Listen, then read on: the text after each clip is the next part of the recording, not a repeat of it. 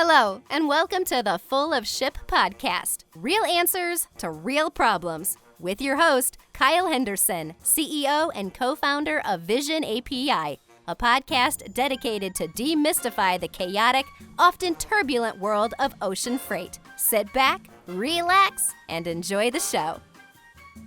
Welcome back to part 2 of Full of Ship with FreightWaves' Grace Sharkey.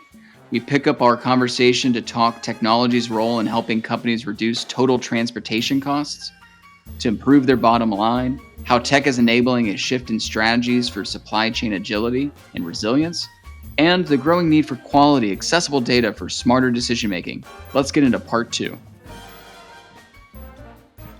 Now, with Great Quarter Gals, you take a look into the reports of Fortune 500s, public companies.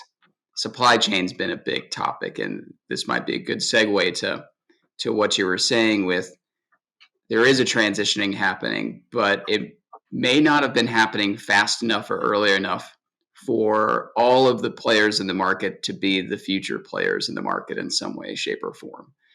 Mm-hmm. What are you seeing in terms of C-suites in the past year and in the coming year, really saying that, supply chain issues were the cause of like missing earnings, et cetera. What are they doing about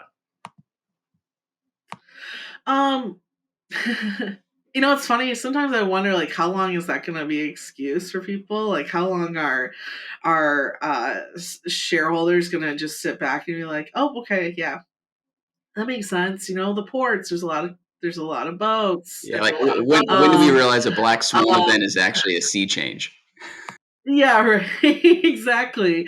I think that, what's interesting is, and just from like working on different content and working on different shows and topics to talk about, the companies that we write about, the ones that are investing in robotics and automation in their warehouses, who are the ones who are testing out drone capabilities, the ones that have developed their own final mile solutions, those are the ones that are coming to the tables right now and are having no issues showing positive earnings, right? And so I think that's just something to watch. I think people, not to just like clearly plug FreightWaves, but go to like Modern Shipper and see who we're writing about and who the retailers and brands are that are actually, looking into their supply chain, because I guarantee a year from now you're going to see some really positive stuff. Trends I've noticed is the robotics and automation stuff is really fascinating to me, especially like in the US. I've noticed it's a trend that's actually been like used a lot more, I'd say, for a longer period of time in like Europe, but people are finally starting to invest in it here in the United States, because I think they finally realize like warehousing jobs aren't people's favorite. So it's like you're not really taking a job from someone. It's we're having a hard time finding employees everywhere. So why not start to invest in a different type of workforce in this area? And people really I have a couple of friends that work in jobs at like Amazon, and the way that they've automated, they actually really enjoy their job. Like, it's not too terrible for them to come into work and have a clear idea of what their day is going to be like from that automation. And it's paid off. I mean, it's so funny. I lost, when I visited FreightWaves this last week, I left my charger there, and I need it for Manifest, right? That's coming up. And I couldn't find any store, even Best Buy, that could get me this charger until like late next week. And Amazon was like, we'll deliver it tomorrow. So, and they did, thank God. But it's interesting to see those who are investing in it. It is paying off. So if you are, investing in different types of retailers, or even grocery as well is a huge one, look into how they're investing in their supply chain. If they are, you're likely going to see good things come around. That, and then last mile is huge. Like, in our recent episode of Great Quarter Gals, I talked about Walmart and all the things that Walmart is doing for last mile, not just with domestically with Go Local, but even the Flipkart, right, that they've invested in overseas. Like there's some huge impact that they're making and getting, e-commerce to your doorstep faster, and it's paying off for them. And I'm sure it's going to pay off for them as they keep going. So, um, that's just one thing I've really been noticing is like the people that are coming to the table and saying, "Uh-oh, not a good quarter." I haven't read an article about them in months and months and months and what they're doing. And that's why I love our staff so much, because they are on top of these things. We are talking with all of these companies, and if they've got a good story to tell, we definitely want to tell how they're making those investments. But the one thing I find fascinating is people buying logistics companies. That's like my favorite, and that's the one I really want to watch because it's they're they're buying a new source of revenue. I don't think people are understanding that fully, and because you're in the space, like this is a $1 trillion market, and it's just getting bigger. Every time we sell more and more things, like it's just getting bigger. And it's interesting to me how they're realizing like, oh, maybe I shouldn't just look at shipping as like 10% of my cost. Maybe I should find a way to make money off of our network and how we're actually shipping things from point A to point B. So that is like a trend that I'm fully dug in on and like over trying to analyze, because I think it's just so interesting. Like Home Depot just did this with LoadSmart. They're like leveraging their own flatbed capacity, and if you know anything about flatbed, it's a tough network to build. So it's like I wouldn't be surprised if they're making money off their shipping at this point, if they're not in the hole at all. So yeah, that's the big thing. I'm really excited for this new year. And I love that number, 10%. And I came across this number a handful of years ago as well. But 10% of the gross domestic product of the planet goes back into logistics and transportation. And I don't think people realize that quite often. 10% of every effort we make on the planet goes into moving stuff.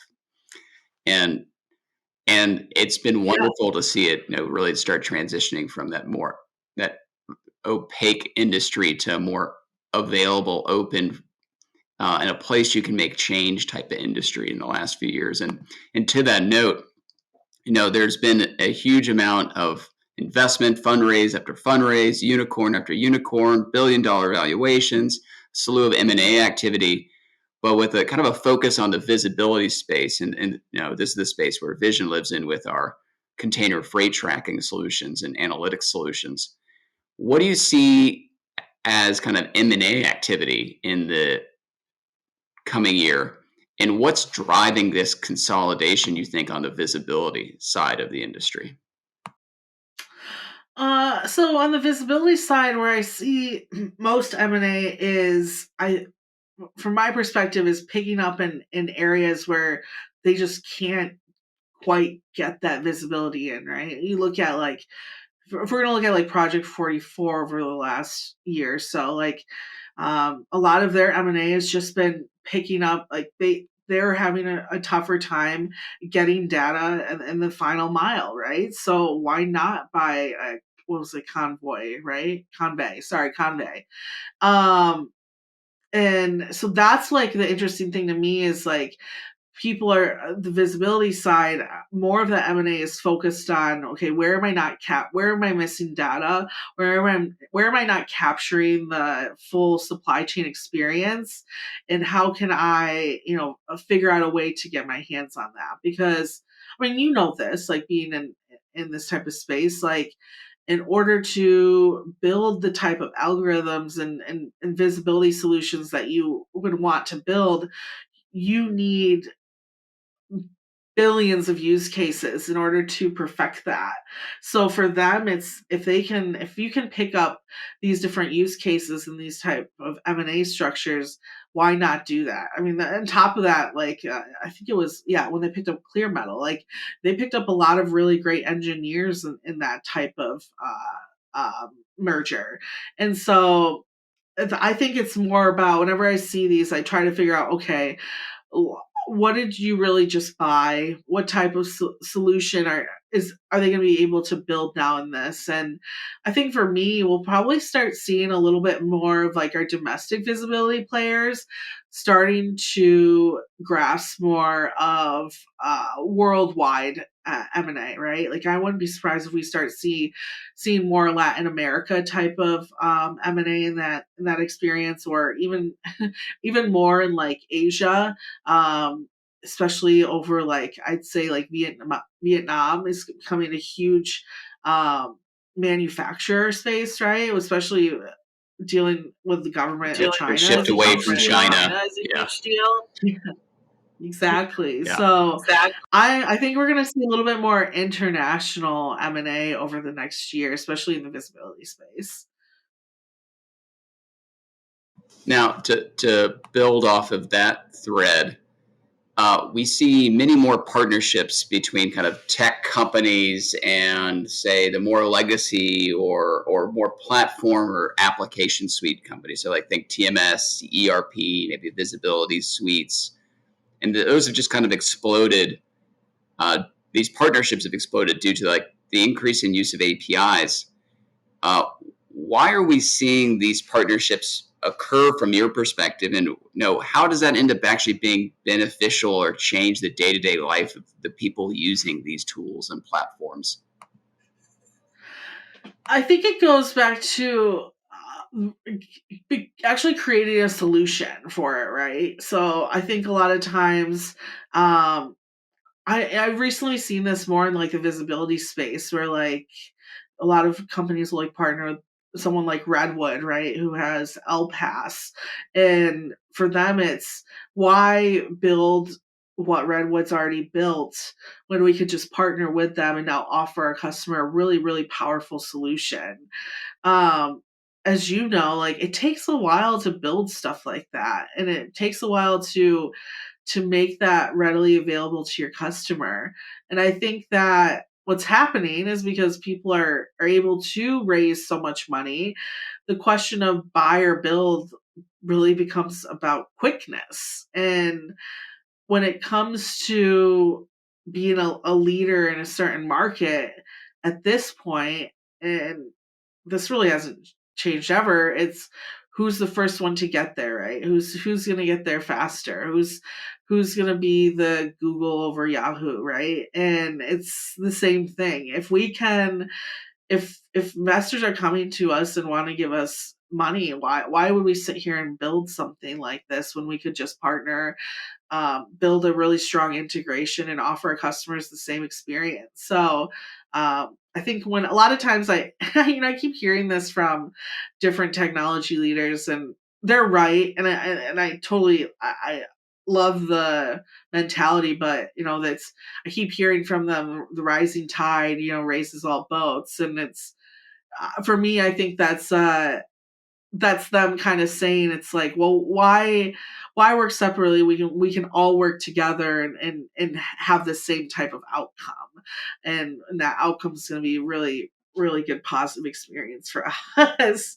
So I think that's kind of why you see that it's that quickness. It's being able to go to market faster and give your customer the tool that you said that you're going to be able to get them through all of this building that you've been doing.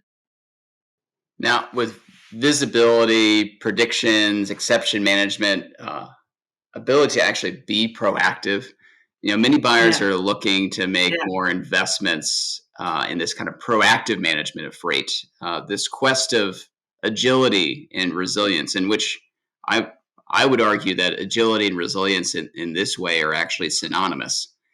Because it's essentially, as you just said, agility is an ability to act quickly when you know how to act. And that actually is your resilience in a changing space and landscape.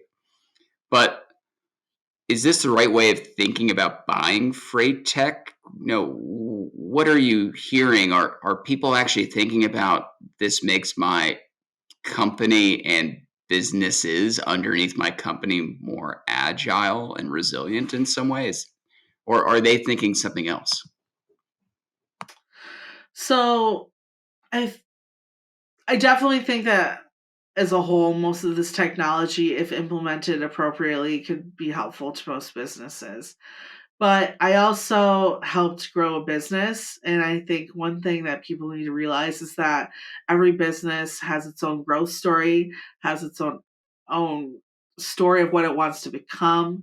And I truly believe that everyone's technology solutions is completely different than someone else's. And I think a lot of times, and this is like part of the reason why I really wanted to take this job at Freightways, is a lot of times I think people see, oh, a new solution is either being invested in or is coming to the market, and I gotta have it, right? And we're Americans, we all want that. That's why we're kind of in the situation we're in now, right? But um it's that is like far from it, right? There's a lot of times where, I mean, I've even seen a lot of times where people want to invest in something there, but they're not operating appropriately for that. I think a lot of times, um, especially when you're creating something that has to, or you want to invest in something that has to do with data. Let's say you're looking at a rating tool or something like that. Is your own data clean? Do you even know what clean data is? Maybe we need to invest in a data scientist before we start going into rating tools, because we might not be prepared as an organization to even get something like that. Or maybe at the point that we're growing, we just our rates are great. We're quoting really well, but we can't invest in something bigger because our cash flow is tough. Well, then maybe we should be looking at some type of back office solution compared. So that's where, for me, I never like to tell someone, oh yeah, you definitely need to invest in this. I think there's themes that people should really be aware of. I think rating tools is a huge one for the transparency to your customer, to be able to either screenshot or say, here's the trends. This is the why, right? This is the answer to my why. But I think that I wouldn't be surprised if some people who think they don't have that actually do have that tool available to them in the suite of technology they're currently using. So for me, I think a lot of times people reach out to me and say, like, hey, I'm thinking about getting this tool. What do you think about it? I hate answering those quickly on the surface, because for me, especially in the role that I had in operations, I have like a million more questions before we get to that. Like, what is your setup already? Just because you want Yeah. it doesn't mean you're ready for Yeah, it. Yeah. exactly. Like, if a if you're a brokerage who has mostly retail, like, you might need a different solution than someone who's doing all steel, like, it's completely different business models. So, I think that's like one thing to really be mindful of is, and also, like, what are your carrier relations like? If you are, it's so funny. Like, if you are uh, using carriers offload boards, and most carriers take a couple loads from you and then don't take any more loads from you, it's going to be really tough for you to invest in a tracking system, because you're going to have to completely change the type of relationship that you have. So instead of going with something that might be more powerful, you might have to go with something that is more easier for carriers to adopt, or log into, or less invasive, right? So, like, you might need, instead of investing in like a Four Kites or Project 44 or something like that, you invest in text locate, something that's easier for them to maneuver through. So yeah, for me, it's just every company needs to kind of look within themselves and figure out, where am I at, where do I want to be. Like, we talked about this a little bit already. If if you're looking to be kind of like a steam logistics, right? And you're like, we want to grow and we want to grow quick, like then you do probably want to look at some of these more powerful systems because you'll probably need it very quickly if you're over 100 million within a couple of years.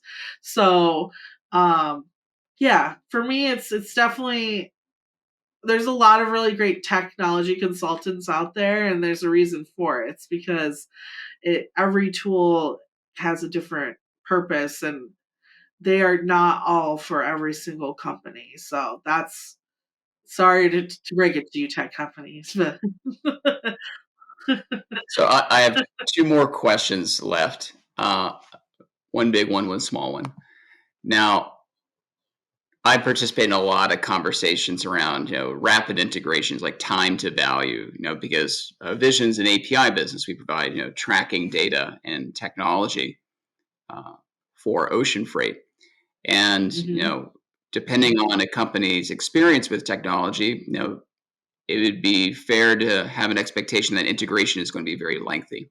I know we saw that in a lot of ways. We were able to essentially give people instant access to the data they need the day after they speak to us. But as you're mentioning before, it's not just about speed, even though speed is really important. How are people actually talking about quality in data, not just speed and accessibility?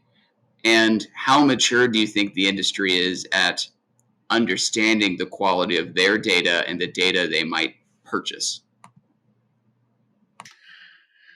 this, I love this question because I was talking to a logistics company that was investing in a certain product, and I won't say what it was, but um, it's it wasn't working.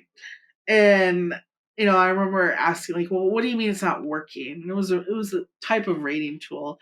Like, well, it's not coming out with the right rates. Like, either sometimes it'll be too much, like we know we can get it done for cheaper, or sometimes it'll be too less and we end up taking losses. And that came down to was a lot of issues with their data sinks and their how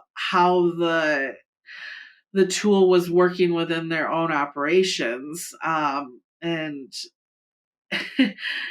it frustrated me because I remember talking to one of the representatives, like behind the scenes of that company, not like a C-level, but more of like a sales rep. And I was like, why do you guys go into a company like you have, how do you go into a company who has like no experience with data and sell them something when like this is going to happen, right? Like that this conversation is going to come up where they're going to say over, it's not working, it's not working, it's not working. That's why I really do like how your company kind of maneuvers in this space, because I think you have a better understanding of like what a company is ready for and what they need.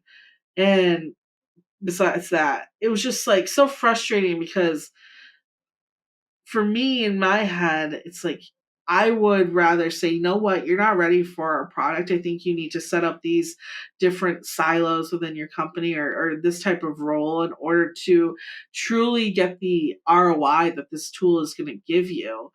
And of course, the sales reps couldn't give me an answer because the answer is, well, I made the sale. That's all that really matters. Yeah, it wasn't a consultative sale. But it's so funny that you asked that, because I think that's like a huge problem that goes back to like my answer of like, you really need to figure out what your company is ready for. And I know that it's actually working now. This tool has did working out for them and at the end of it, but there was some good 3 to 6 months of wasted time that I mean, the company that was investing in it wasn't getting any ROI, and I'm sure the tech company was probably trying to pull their hair out because they're working with data scientists. They don't want to talk to an operations manager on how to get a data sync to work because they don't know what they're talking about. So that's something I always find interesting. And it's like, it's funny you bring this up because I've been thinking about doing an article maybe about this, where it's like, things that you should look into before investing in technology, because I think there's just like these certain roles that could help different companies get the ball rolling before they invest in it. And then it just leaves such a terrible taste in people's mouths. Like they get really afraid to make another investment like that again because, oh well, the last time we invested in this type of tool, we it didn't work. And it's like, no, these companies aren't getting millions of dollars because their tool's not working. Like it's not working because it wasn't implemented the way that it should have been implemented. So it is a problem, and it's something I think will work out over time. I think it's that it showcases how far behind we are in technology as an industry, that kind of stuff still happens. But there's good ones out there. I will say, like, Sonar does a really good job of Freightways does a really good job of customer onboarding and then being open about what needs to be done. That's why, again, I do love this organization.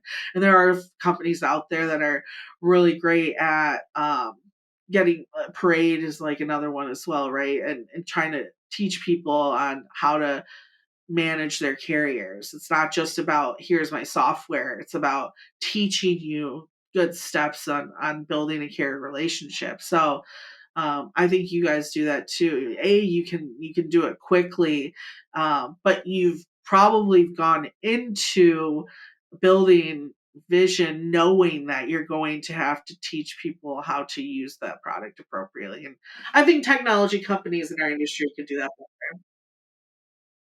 Well, thank you for those kind words. And yeah, we carry the message to the product team is meet the customer where they are. And Yes. the Yes. there are benefits across the board, regardless of the level of sophistication for the company where they are today. And we anticipate they're going to get more sophisticated, they'll get more value, et cetera. But Yeah, my last little definitely. question, Yeah, definitely. and maybe it's not that little, but what are your predictions for the market and the space in the industry for 2022? I know I hate this question because it's like even like it, and that's even with Great Quarter Gals. Like I always like I want to put like a statement that's like we are not your financial advisors. Honestly, there's just so many variables out there that have me nervous that um that volume isn't going away anytime soon. I mean, ports are still overly congested. That's not going away anytime soon. We just reported this, I think, late last night or this morning, but we're enforcing the United States is enforcing the U.S. vaccination at the borders, so that's going to be a whole nother capacity issue, right? Of getting goods from Canada and Mexico, our drivers are going to have to be vaccinated, so that's a problem. I mean, we almost had the 5G scare like a couple days ago, which I was about to get on a plane. I was all nervous that was going to be a problem, but if that were to happen and planes weren't able to move cargo, like that's a whole nother cargo get in that we're going to have to worry about. So I think we're gonna have another year of tough rates and tough times, and I think it'll probably be honestly a year or two until it starts to settle. I also feel like, and we've been trying to investigate into this a little bit more at Freightways. I also feel like this has kind of been a long time coming. I think with this visibility and rates and everything, that shippers are paying what they probably should have been paying over a couple of years in the past. So I don't think that even when capacity starts to be less tight, that rates are just going to skyrocket right back down. I think there's going to be some leveling off, but I don't think you're going to start seeing. I don't think if shippers are sitting back saying, "Oh, we can't wait for rates to go back to what it was in 2019." Yikes! I don't see that happening. They're never going back there. The more transparency you get, the more consistency and fairness you will have in the rating system. Yes, exactly. But Grace, it's been a pleasure speaking to you today. Thank you for being a guest on Full of Ship podcast. been a very insightful, engaging conversation and a real pleasure. So thank you for your time and this lovely conversation. Oh, thank you guys so much. I appreciate it. It's been a fun time. Cheers. Thank you again. Thank you for joining Kyle and his guest on the Full of Ship podcast. Be sure to subscribe and tune in next time as Kyle continues to demystify ocean carrier tracking with his future guests.